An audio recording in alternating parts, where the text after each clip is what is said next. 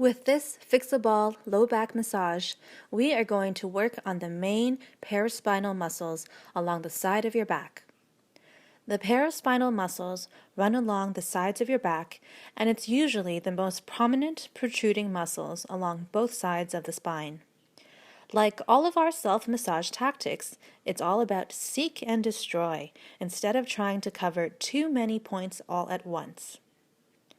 Lie on your back and place the ball on one side of the muscle.